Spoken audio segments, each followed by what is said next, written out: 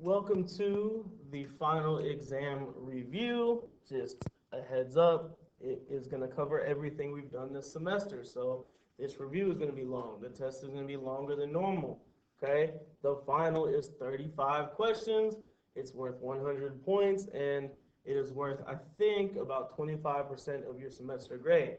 Okay? So if you're listening, sorry about that, y'all. The PA came on, but again, I think I was saying, if you're listening, I'm assuming you have to take it. Okay, so we're gonna cover everything. It will be a pretty long video, but that's what reviews for finals are. Okay, so pay attention, rewatch parts you're not sure about, and be ready for the final. I have to emphasize, whenever your class period is supposed to take the test, that is the only time you can take the test. So if you're scheduled for Friday, if you're in my fifth period and you're scheduled for Friday for the last one, you can only take it then. You can't get ahead and do it, and vice versa. If you're supposed to take it on Tuesday or Wednesday, you cannot wait until Friday. Okay, you have to take it when you're supposed to take it.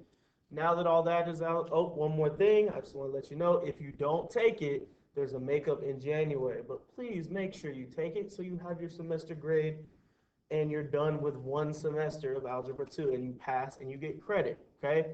But if you don't, you can retake it in January. But make sure you're on top of things and you take it. Now that all that is out the way, let's get into the math part, okay? So we're going to cover everything we've done this year, everything that will be on the final. The first thing we're going to cover is absolute value, all right? And these are the steps. This is it. This is all we have to do. As you know, everything I taught this year had steps. You follow those steps, you get the answer every single time. Okay? So to do equations, step one, get the absolute value expression by itself. What that means is anything inside these bars, the 2x plus 7, we have to get that by itself. By itself means on one side.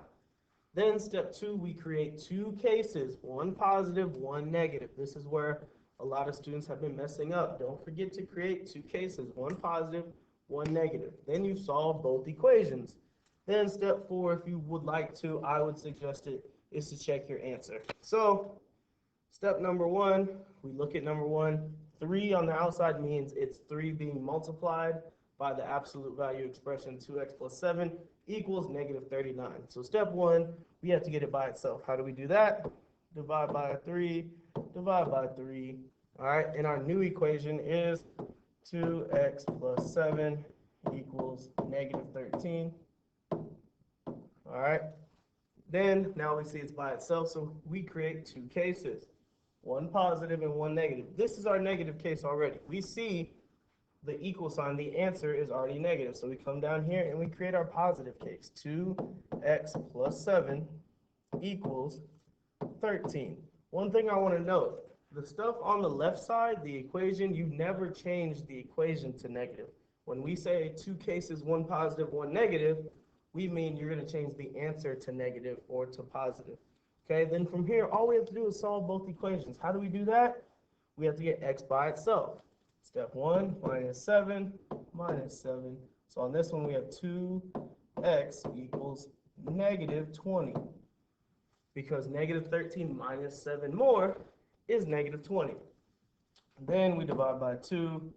We divide by 2. This x equals negative 10. So we have one of our answers. Remember, we're going to get two answers. Okay? Let's go to the other case. Same steps, plus 7, plus 7. Oh, sorry. Excuse me, minus 7. I make mistakes too. Minus 7, minus 7. 13 minus 7. 2x equals 6. 13 minus 7 is 6. Then here we divide by 2. Divide by 2. X equals positive 3. So we have both our answers. X equals 3 and x equals negative 10. Remember, on absolute value, when solving equations, you should get two answers. All right? Moving on. We're going to go over here. You see where I circle on the practice. I'm going to do one of the practices together, and then we'll go over the graph. And as you can see, it says check your answers here. But we're going to do all of them except this one together. Make sure you please practice everything so you know what to do. So negative 4 equals the absolute value expression of x minus 8, it is already by itself. So all we have to do is create two cases. One positive, this one's already positive, 4 equals x minus 8. Or, I just wanted to show that because I want to write it like this. What we're used to seeing, x minus 8 equals 4. All right, and then x minus 8 equals negative 4. Then from here, we know what to do. Plus 8, this x equals 12. All right, and then over here, plus 8, this x over here equals 4. And we're done. That is it. Again, you can check your answer. The way you do that is by plugging it back in. Let's plug 12 in here. 12 minus 8 is 4. The absolute value of 4 is 4. So that works. Then we go here. 4 minus 8 is negative 4. The absolute value of negative 4 is also 4. Remember, absolute value means how far away from 0 is it. So we know those two answers work. So our answers are x equals 12, x equals 4. All right, moving on. We're back to the graph of absolute values. Remember, graphs of absolute values look like this. It's kind of like a V shape. The domain, we'll get into that later more in depth. But just remember, domain is the x value, range is the y value. Okay, so domain, we look at the x. The x is this axis. We have to look from left to right. Domain is left to right. What is the domain? We see these arrows. There's one arrow on the left, one arrow on the right. What does that mean? That means it goes on forever. So our domain is negative infinity to infinity, or all real numbers. That's what that looks like. All right. The range, again, is the y value. We have to find, because we're going to write it in order from lowest to highest, so from bottom to top. We see this graph is going down. We see it's going down. The lowest possible point for the range is negative infinity. For some reason, we get confused when the graph is backwards. Usually the graph looks like this. So when it's the opposite, we know it goes down to negative infinity. So the lowest possible range is negative infinity. It goes all the way up to what is the highest y value. Don't look at this negative 3. That is wrong, because that is the x value. That is the domain. So the highest possible y value is negative 1. Negative 1. This is a hard bracket because it's included. Parentheses is never included. Infinity is never included, so it's a parentheses. All right, moving on. The vertex is the highest or lowest point. There's a highest point. What is that? The x is negative 3, the y is negative 1. So negative 3, negative 1. All right, it's that simple. Find the highest or lowest point. Then the axis of symmetry, remember, is the x value of the vertex. So if you can just remember that and you find the vertex correctly, we know it's negative 3. But if you can't remember that and you get confused, just draw a line right down the middle of the graph where it's even. And that is still negative 3. Okay? Is this a maximum or a minimum? Remember, there's a highest point that is a maximum point, and everything else goes down. The x-intercept, where does it cross x? This is not a trick question. You look for where it crosses the x-axis. The x-axis is here. Does it cross the x? No, so the answer is none. Please do not put 0, 0. That is a point. If you put 0, 0, you're telling me it crosses right here. So do not put that. All right? Then finally, the y-intercept, where does it cross y? Right here. 0 is already written, so we know it's 0 comma something, 0, negative 4. All right, and that is absolute value. And again, you can check your answers using that QR code. But we're going to erase and move on. Like I said, it's going to be a long video, but it's very important for y'all to do well on this test. Here's some practice on your own. All right, we go to the next part. This is complex numbers. This is what we just did on our last test. All right, so we find prime factors of the number under the radical. That's when you do the calculator cheat code. It's down here. Calculator cheat code, like I said, you have to have a TI Nspire. Hopefully you have the software at home. you do menu 2, 3, you input the number and you hit enter. For example, for this -20, right now, just ignore the negative, type in the calculator menu 2, 3, 20. What they give you is 2 squared times 5. So that's rewritten as 2 times 2 times 5. Then from here, because there's no number here, we know we're looking for pairs, because if we look at note number 3, it says take out pairs for square roots, trios for cube roots, and quadruplets. I'm just going to write quads for fourth roots. We just did this on our last test. This should be really, really familiar. So here, there's no number here, so we know we're looking for pairs. We find this pair here, it gets to come outside. So 2 square root 5 is the simplest form of 20. All right, and you may be asking, what about the negative? We didn't cover this as much in our class because this is more of a pre-AP thing, but I just want to make you aware of it in case it does pop up on the final. The negative comes outside as an I. Okay, you remember we did do I. You see number 5, 6, 7, and 8 are I. All you do with this negative from the original is it comes outside as an I. So our final answer really is 2I square root 5, and we're done.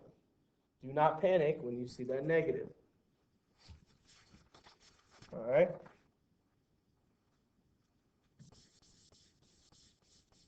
On number 4, it has the little 5 attached to it. So again, the cheat code is menu 2, 3, type in 128.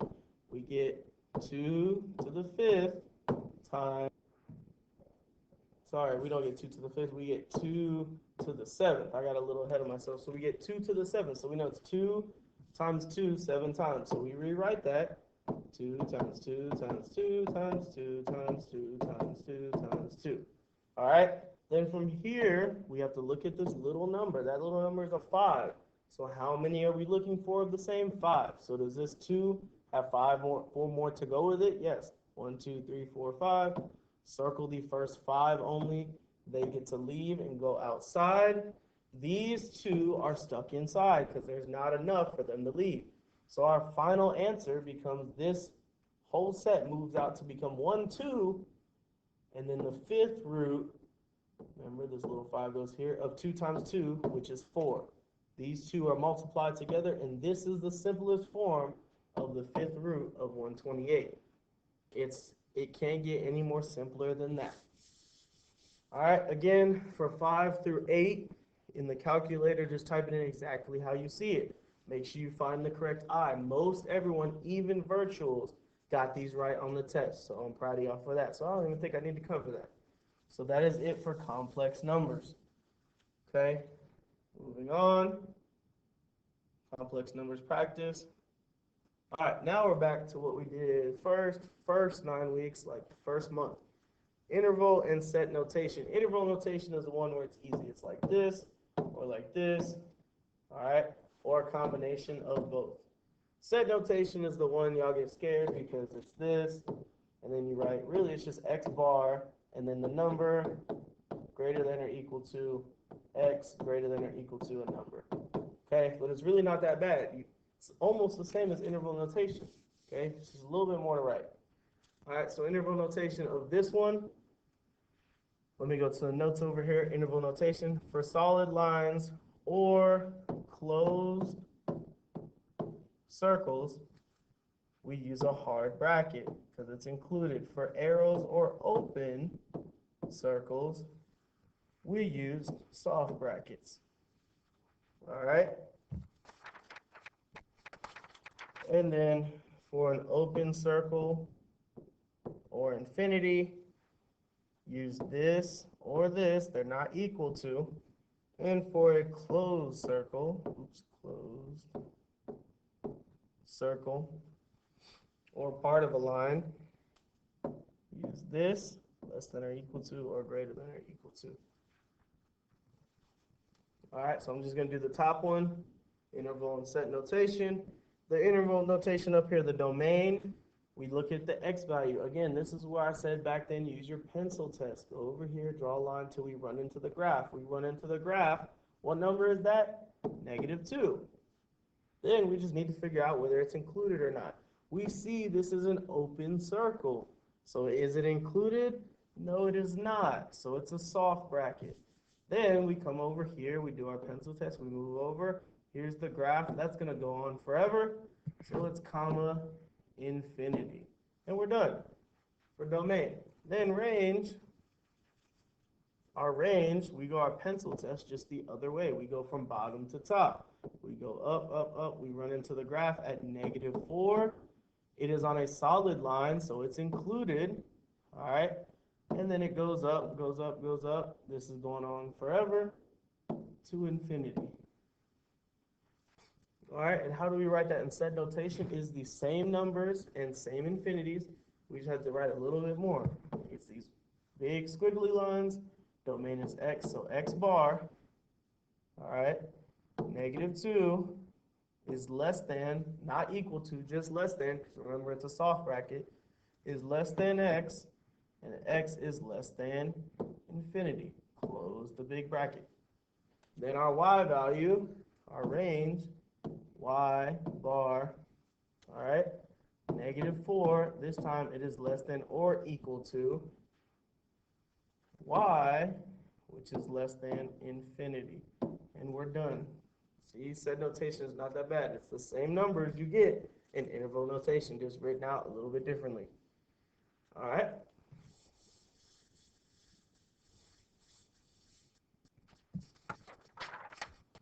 We move on. That is practice again. Make sure you practice on your own. Be ready for the test. Let's move on to factoring. Factoring was a fun unit. A lot of people got it. Some people didn't. Okay. It was stressful for some, not so much for others. Okay. Step one, let's look at the practice. Okay. I told you factoring is this simple. We label A, B, and C. Then what is our B? Our B is 29. Our A times C, 8 times -12 is -96. Okay, I want to emphasize this part. We are looking for two numbers that multiply to equal A times C. They have to multiply to be A times C. I don't know how else you can remember that, except we multiplied A times C to get A times C. So you should know we need to look for two multiples of A times C. All right, and those two multiples of A times C needs to add up plus, that actually looks like a time, sorry y'all. It needs to add up to be B. So multiply to be A times C, add up to B. So let's go through it. Multiples of 96. All right, 1 and 96. Can that get us to 29? Nope, not even close. 2 and 48. Can that get us to 96? Nope. 3 and 32. Can that get us to 29? To add up to 29 before you say no right away, remember, A times C, this 96 is negative. So we know one of these numbers is going to be negative. Not both, not neither, but one will be negative. So we know one of these numbers are going to be negative. So if one of these are negative, can this add up to 29? Yes, it can. If we make one of these negative, 32 minus 3 is 29. 3 minus 32 is -29. So we know we can get to 29 with these two numbers. Then we just got to figure out which one should be negative. Since B is a positive 29, we're going to make the 3 negative. All right, and I've said this before, I don't want to confuse folks anymore, but think about it. If we make the 3 negative, 32 minus 3 is 29. That's exactly what we're looking for, okay? Now our next step is take A of x, which here is 8x, and 8x, and we put it over our two factors. 8x over -3, 8x over 32. Then we see if we can simplify. Can we simplify the first one? Nope. 8 and 3 don't have a common thing to divide by, so that's just part of the answer. 8x minus 3 is the first one. Then we look at the next one. Can they be divided? 8 and 32 can both be divided by 8, so we divide them by 8, and we get x plus 4, and that is factoring it out. And that is it, okay? It shouldn't be too bad. Step 1, label A, B, and C. We find our B, which is 29, A times C, which is negative 96. Then with that negative 96, we need to find two numbers that multiply to equal 96, but when added together equal B, which is 29. We go through the multiples of 96. 1 and 96, nope. 2 and 48, nope. 3 and 32, yes, it can get to 29. How can it get to 29? We make the 3 negative, 32 minus 3 is 29. Then we put our two factors over a of x, then we simplify, okay? Number 2, I'm not gonna solve the whole way, but I wanna talk about it because it has a GCF. GCF means greatest common factor. There's a calculator way to find the greatest common factor, okay? Menu 2, 5, and then you type in the first number and the second number, A and B. Then it will give you a greatest common factor. What you need to do once you get that number, so remember, menu 2, 5, type in that number. When you get that number, make sure it goes into C. If it goes into C, then it's the greatest common factor of all of them, and we're good, okay? If you don't have the calculator way, then you just gotta find multiples and find the common factor. For this one, it is 6.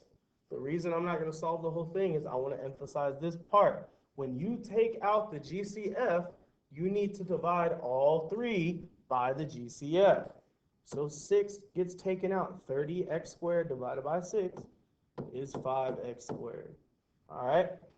276x divided by 6 is plus 46x, and then negative 240 divided by 6 is minus 40. And then you are not done right here. Again, I had folks putting this as the answer. If it says factor completely, after you take the GCF out, you then factor this one. Okay, this is where you label A, B, C. Our B is 46. A times C is 200. And then you go from there. Please don't put this as the final answer. It is not. If it says factor completely, you factor this new trinomial. Okay? I think we got that down now. Moving on. There's more practice. All right, now we're to function operations. This is what we did the first 3 weeks of school. All right, it's kind of like combining like terms. The first one we see, it gives us 2 equations, and then it says find V plus W when it's 3. Okay, all we do here is combine, so we have 2x plus 5 plus, let's see, V plus W. I told you always write it in the order they want it, plus 9x minus 1. We are going to combine like terms. 2x plus 9x is 11x. 5 minus 1 is 4 plus 4. All right. Then we just plug the 3 in. This is the 3. This is the number they want us to find. So 11 times 3 plus 4. We know 11 times 3 is 33. 33 plus 4 is 37. And that is it. We're done. All right. There's another way to do that and get the same answer. Okay, we're going to look at number 2. This time, we're going to put the number they want into the equations first. Okay, so V comes first. So x is 2, so we plug it in there. 2 plus 1, in parentheses, minus 6 times 2 minus 2. Then from here, we're just solving. 2 plus 1 is 3.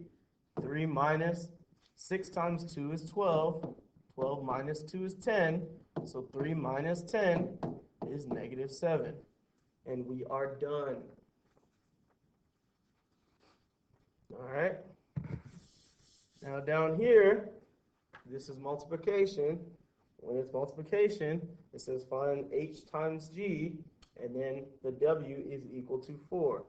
So all we're going to do, the h, we're going to plug the number in here, plug the number in here, then multiply those two numbers we found together. So negative 2 times 4 plus 3. All right, and then negative 4 times 4 Okay, so let's just do some math. Negative 2 times 4, all right, is negative 8. Negative 8 plus 3 is negative 5. Then negative 4 times 4 is negative 16. Negative 16 plus 5 is negative 11. All right, then negative 5 times negative 11 is a positive 55. And we're done. That is it when it's multiplying. Function operations is very easy. As you can see on the notes, it just says combine like terms. Simplify, then solve. And that's it. Multiply, you distribute if you need to. Combine like terms, simplify, and then solve. So that is it for function operations. There's the practice for it. Make sure you're prepared. And now we move on to inverse. All right. Inverse, I don't know why we had a lot of trouble with inverses. The steps, you see there's just one step. Switch x and y of the original. So we see in this practice over here, in the table, write the f of negative 1x of the following points. I want to, again, emphasize this part because we messed up on the test so many times. When you see f of negative 1x, that means inverse. So whatever x was is now y, and whatever y was is now x. So again, on the test, what a lot of folks did, face-to-face and virtual, when it said write it in the table, you said, oh, x is this, this, this, and this. I'm done. That's easy. 1, 8, negative 1, negative 6. And then y, that's easy. 2, 4, 3, and 7. I think that's a negative 7. Okay? It is not that simple. It's almost that easy, but it's not that easy. You have to flip them. Flip them. All right? Please, please flip them because we're finding the inverse. All right? So the inverse domain is really the y value. So 2,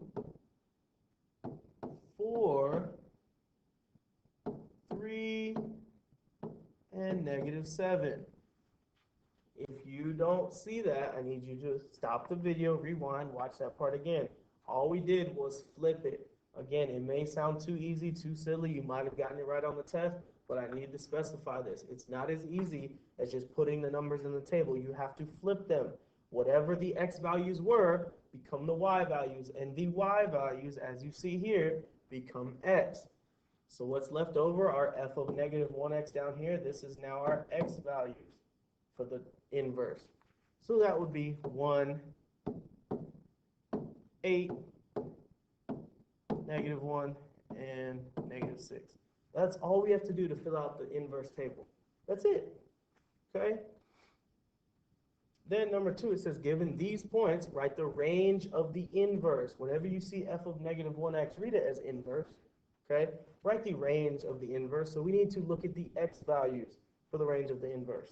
That is this one, this one, this one, and this one. I'm not even going to write it down. Those are the answers. That's it. Negative 1, 48, negative 1, 6. That's it.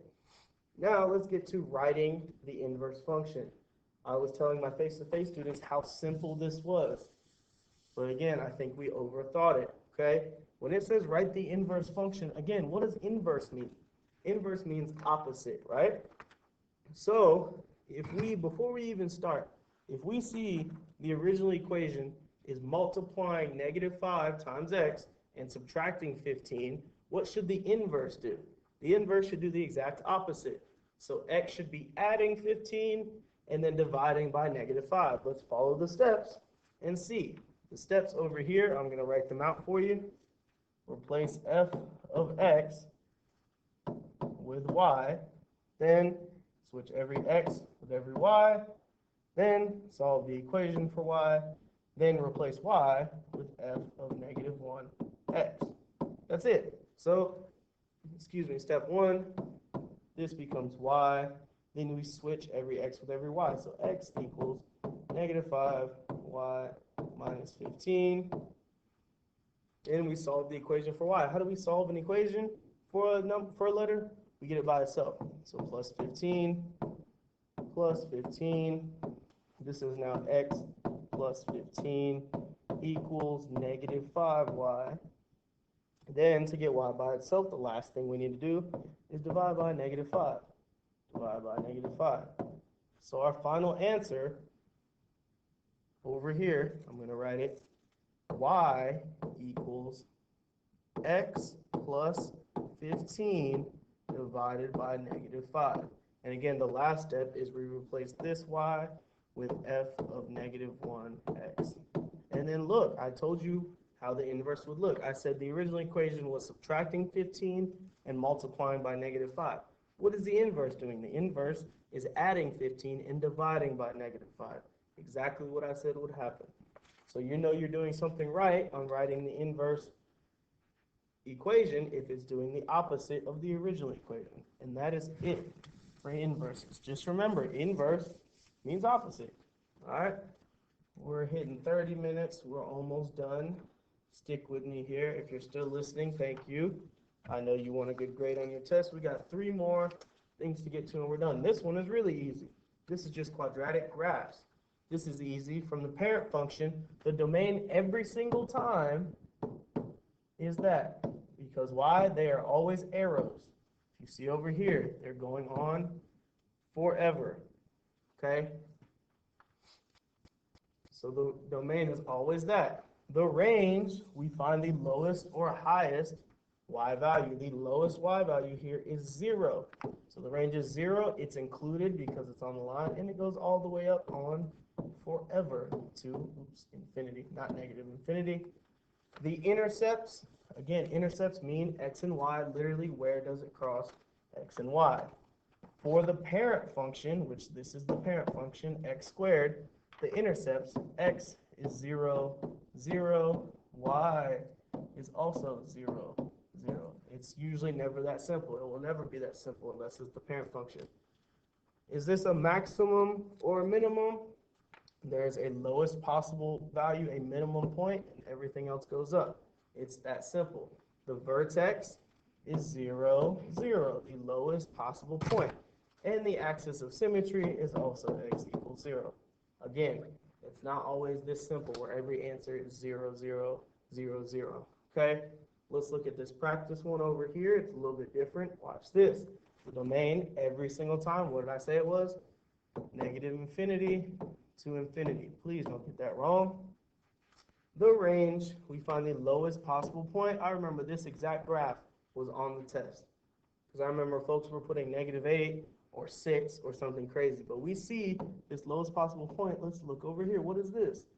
10 is down here, -10. -5 is here, so -5, -6, -7, -8, -9. So the lowest possible range is -9. It's included because it's on a line. It goes up to what? Infinity every time. The intercepts, where does it cross x and y? Let's do x first. How many times does it cross x? Twice. Usually it crosses twice. Where? This is -1 and this is 5. So -1 comma 0 and 5, 0. And then the y intercept is right here, which is 0, -5. Is this a maximum or a minimum? Remember, there's a minimum point and everything else goes up. The vertex, the lowest possible point, this one is a point. We see it's to the right 2 and down 9, 2 comma -9. The axis of symmetry is again the x value of the vertex, x equals 2. And to top it all off, if we wanted to write it in vertex form, hopefully this is familiar. Remember, vertex form, we just take what the vertex is and we put it in vertex form. It looks like this. X minus 2, remember, inside tells a lie. So if this is positive 2, when you write it in here, it's negative. X minus 2 squared minus 9. All right, and that's f of x equals x minus 2 squared, and then on the outside, minus 9. And that is it for quadratic graphs. Moving on.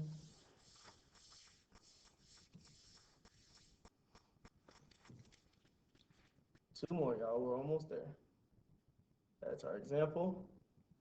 All right, solving quadratics. This is what we just did on this last test as well. Solving by factoring, we know how to factor. That's where you get A, B, C. Our B is 2. A times C, our A is 1. Our C is negative 35, so our A times C is negative 35. So we know we need to find two factors of negative 35 that add up to 2. I'm going to save us time because we should be smart enough by now. 5 and 7 are two factors that multiply to be 35. We make this 5 negative because 7 minus 5 is a positive 2, and negative 5 times positive 7 is negative 35. So our final answer is x minus 5, x plus 7. I rushed through that one because we should know factoring by now. That is the easy one. If you don't know factoring, just go back to the part of the video where I broke it down. But I want to get to these other ones down here. All right. Solving by square root. We had a lot of folks face-to-face mess this up. The square root one was easy. This is where you get x squared by itself. All right. Isolate it. Then you just square root both sides. So minus 4, 3x squared. 3x squared equals, sorry, I had to pause it. Okay, so negative 77 minus 4 is negative 81. Sorry about that, y'all. Okay, and that's a negative 3. So then we divide by negative 3, divide by negative 3. And then after, now that x squared is isolated, x squared equals 27. Then from here, you square root both sides. And this is where I said in the video, you need to trust me on this. The square root of something squared, these two cancel out. So then we have x equals, and then on the other side, square root 27. And we know how to simplify radicals. Okay, so you'd simplify it, and again, I'm just saving time. X equals 3 square root 3. The way you simplify radicals is what we did up above in the complex numbers, where we did menu 2, 3. We typed in the number, which would be 27 here, and we would get the factors and look for pairs. Okay, again, if you need to remind yourself how to do that, go back and watch it. I'm just speeding up this process because we're about to hit 40 minutes on this video. Okay, that is solving by square root. Get x squared by itself, and then just square root both sides and get your answer.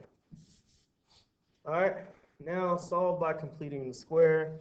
These last two were the roughest ones on the test because they were just long to do. Step 1 is move C over. All right, so then we have, I'm going to use this whole board. So again, we're looking at number 3. I'm just going to move it up over here. So now we have 5x squared plus 10x equals 75. Then the next step, we skipped it a lot in our examples, but we cannot skip it here. And I think this was the exact test question. We have to divide both sides by a if there is an a. What is a here? 5. So divide it by 5. Everything gets divided by 5. And this now becomes x squared plus 2x, sorry, because we're dividing by 5, equals 15. Then now we take half of b. B is 2, half of 2 is 1. We took half of b, square it, and we get 1. 1 times 1 is 1. Then we take this and we add it to this side and to this side. So our new equation, again, I know I'm all over the place, but I need to use the whole board. Our new equation, I'm going to write it over here, becomes x squared plus 2x plus 1 equals 16. I added 1 to both sides. 15 plus 1 is 16. Then from here, I have to factor it out. All right? This is where A, B, C. B is equal to 2. A times C is equal to 1. What are the only factors of 1? 1 and 1. How does that add up to positive 2? We keep them positive. So it's going to be x plus 1 times x plus 1. What do we notice about this? My face-to-face students caught on. They're the same exact two equations. So we're going to write that as x plus 1 squared equals 16. There's a very important reason why we write it like that. Because our next step, and we are almost done, is to square root both sides. This is a square root. So again, like I said earlier when we were solving by the square root method, the square root of something squared, these two cancel out, and we're left with x plus 1 equals the square root of 16. That's easy. It's 4. Then we create two cases like we did in absolute value. X plus 1 equals 4, and x plus 1 equals negative 4. Never switch the equation. We just change the sign of the answer. Then we solve both for x, minus 1, minus 1. This x equals 3, minus 1, minus 1. This x equals negative 5. This was literally a problem on the test we just took on Thursday. All right, and that is how we solve by completing these squares. Guys, I know it's long to do, but it is not hard. You know the steps, just do them, okay? So that is how we solve by completing the squares.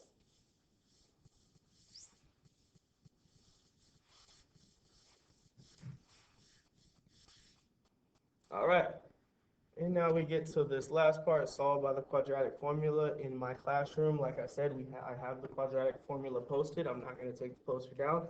Those of you at home, I'm assuming you probably use your notes anyway. Just make sure you know this formula, okay? Make sure you have access to it. It is, again, I'm going to have to use the whole board, x equals negative b plus or minus the square root of b squared minus 4 times a times c all over 2a. Again, there was a corny song I was forced to listen to when I was in high school, and I have this baby memorized now because of that song. So all we do is we plug all the numbers in. So I'm just going to set this up. We're not going to solve all the way. So we're looking at number 4 down here, and I'm going to rewrite it right here. So x equals, what is our b? Our b is 10. We notice our b is already negative. This equation calls for negative b. So b itself is negative 10. So we write it as x equals negative b, which is negative 10. That's important, okay? Because later on they're gonna become positive. Negative 10 plus or minus the square root of negative 10 squared minus 4 times a, which is 1, times c, which is 5. All of that is over 2 times a. All right, I'm just going to set it up. You can solve from there. It's just numbers. One thing I want to note, negative 10 squared is not negative 100. Remember, something squared will always be positive. Negative 10 squared basically means negative 10 times negative 10. What is a negative times a negative? A positive. What is 10 times 10? 100. So negative 10 squared is 100. Anything squared has to be positive. All right, and that ends solving quadratics. This is what we just did. Again, rewatch it if you need to. And we are on, there's practice, there's the quadratic formula, and we are on the last one. This is systems. This is one of our easiest ones. I wanted to finish with the easy one. The steps, define your variables. All right, we remember that, x and y. Set up 2 or 3 equations. Then solve. We know how to do that. Okay, I'm just going to set them up because there's a calculator way. We remember it's menu 3 to solve. Okay, so it says, remember word problems, we loved these. Everyone turned it in on time. This was one of our easiest assignments. We love word problems, okay? Alberto and Kristen are selling fruit. Customers can buy small or large boxes of oranges. Alberto sold 1 small and 5 large boxes for a total of $118. Kristen sold 9 small and 9 large boxes for a total of $342. What is the cost of 1 small and 1 large box? So we just I always say, read the problem, then reread it, and just define our variables. So they're selling fruit, customers can buy small or large boxes. Small came first, so we're going to define that as X. Large came second, we're going to define that as Y. That's it for defining your variable. So we know small is X, large is Y. So Alberto sold one small, so 1X plus 5Y equals 118. That's done, that's done, that's done. Christian sold 9 small plus 9 large and got $342. That's done, and that's done. Guess what? There's nothing left. We are done writing the two equations. Then from here, you would put those two in the calculator and get the answer for one small and one large. That is it, y'all. All right, then when there's 3 things, you write 3 equations. Look at the second one. Souvenir hats, t-shirts, and jackets are sold. 3 hats, 2 shirts, and 1 jacket is 140. 2 hats, 2 shirts, and 2 jackets are 170. And 1 hat, 3 shirts, and 2 jackets are 180. What's the price of each item? So we read it once, then we go back. Hats came first, X. T-shirts is Y, and jackets is Z. Then let's rewrite these 3 equations. 3 hats, so 3X plus 2Y plus Z equals 140. That's done, and that's done, and that's done. Okay? 2 hats, 2X plus 2Y plus 2Z equals 170. Done, done, done, done, and done. Last one. 1X plus 3Y plus 2Z equals 180. That's done, and that's done. Guess what? We're done. Then you take those 3, you put it in the calculator, and you get the cost of each item. X equals, Y equals, and Z equals. Okay? Then lastly down here, match the system to the graph and circle the solutions. This is the one you put. It's either going to be this one, these 2, or these 2, the set. This is the one where I say put them in the calculator, okay, and find the graph that matches it. Remember, if it's solid line, it's included and it's less than or equal to or greater than or equal to. So if we see, I want us to use common sense. Look at this graph. There is 1 solid and 1 dotted. So will the symbols be the exact same? No, they won't. We see on this second one right here, these symbols are the exact same. Let me erase so you can see. These symbols are the exact same. So can that be the answer? No, it cannot, because the lines are different. We look at number 1. These 2 symbols are different. So is that the answer? Yes, it is. Sometimes it is that simple. If it's not that simple, put them in the calculator. Now, let's check our answers. Let's circle the solution. So 0, 0. 0, 0 is right there. Is that a solution? No. Remember, it has to be on a solid line next to the solution region or inside the solution region. 0, -3, that is on a solid line right next to the solution region. Is that a solution? Yes, it is. -3, 0. That's right here. That's on a dotted line. Is that a solution? Nope. -2, -4. Is that a solution? It's right in the middle of the shaded region. Yes, it is. And that is it. Okay? That concludes everything we've done. That concludes the review. All right, and we're just about to hit 50 minutes. This is 49. By the time I finish talking, it will probably be 50. Y'all, make sure you are ready for this final exam. I know this was a long video. I'm probably going to play this for my face-to-face students, okay, because I just came up here. It is Friday afternoon, and I recorded this for y'all, okay? So please, please watch it. It is very important to do well on this test.